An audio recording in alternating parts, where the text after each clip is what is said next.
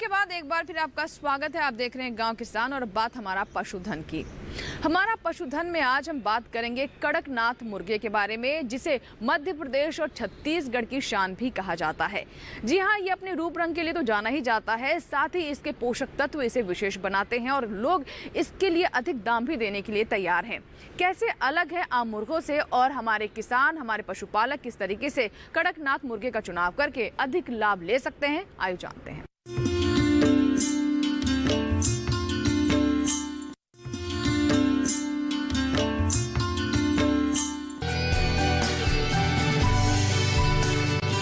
काले पंखों से ढका, खूबसूरत काली आंखें और काले पंजों वाला ये मुर्गा मध्य प्रदेश और छत्तीसगढ़ की शान है। वैज्ञानिकों का कहना है कि इसके सेवन से इंसान का शरीर मजबूत होता है, इसीलिए इसका नाम कड़कनाथ रखा गया है। बाजार में इसकी हमेशा मांग बनी रहती है। सामान्य मुर्गे की अपेक्षा लोग इस पर ज्यादा खर्च करने से भी पीछे नहीं हटते। किस तरह ये सामान्य मुर्गे की तुलना में ज्यादा पोषक तत्वों से भरपूर है, आइए समझते हैं। तुलनात्मक रूप से दिखाएं। सामान्य मुर्गा। सामान्य मुर्गे में 13 से 25% वसा पाया जाता है। 100 ग्राम मीट में 200 मिलीग्राम कोलेस्ट्रॉल होता है। प्रोटीन की मात्रा 18 से 20%। कड़कनाथ मुर्गा।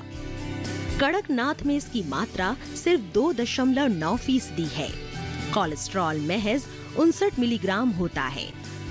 20 से 24% प्रोटीन मौजूद।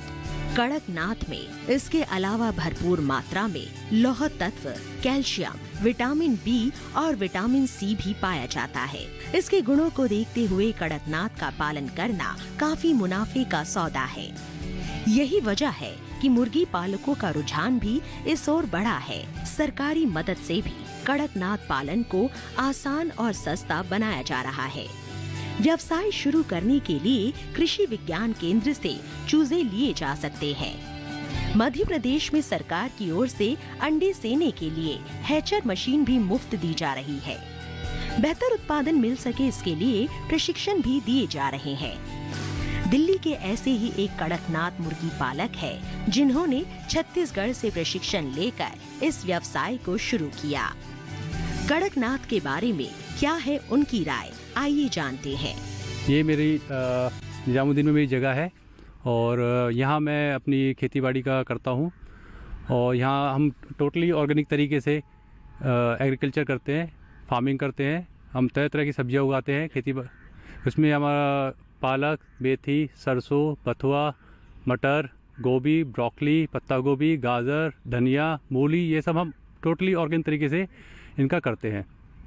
और इसमें हम टोटली एक तो हम अपनी सारी सब्जियां, हरी सब्जियां जितनी भी होती है, सीजनली सब्जियां, वो सारी उगाते हैं और साथ में हम मुर्गी पालन भी करते हैं।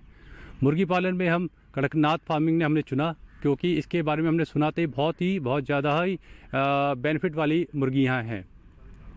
ये पौष्टिक भी है और हेल्थ बेनिफिट भी है।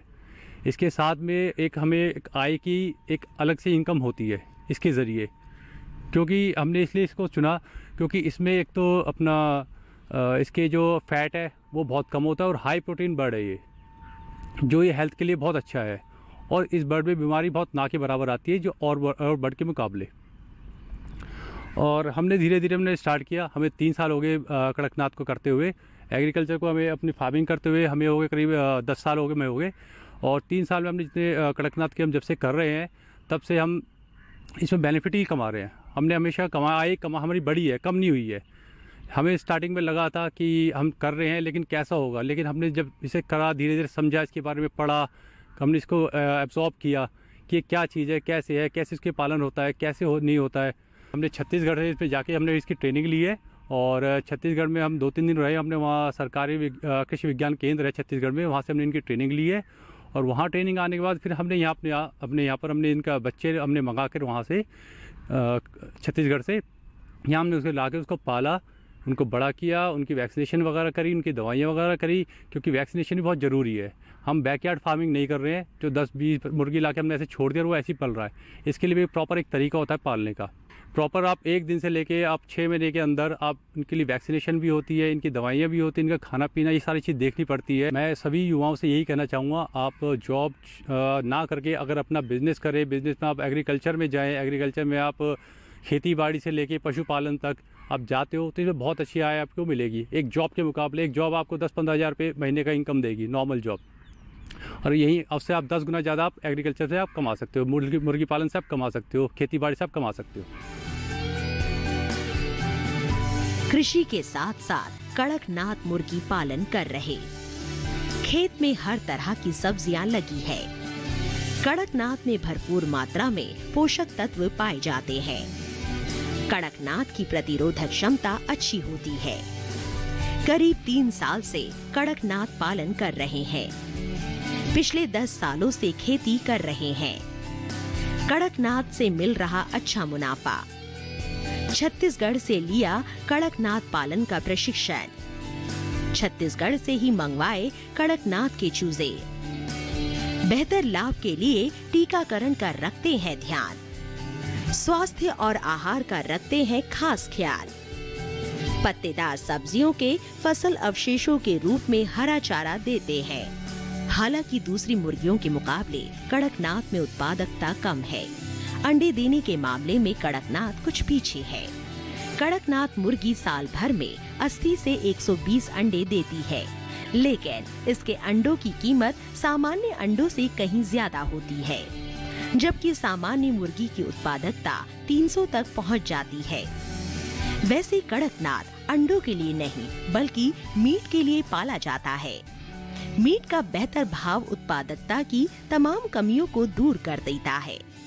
सही प्रशिक्षण से मुर्गी पालक इससे बेहतर मुनाफा कमा सकते हैं।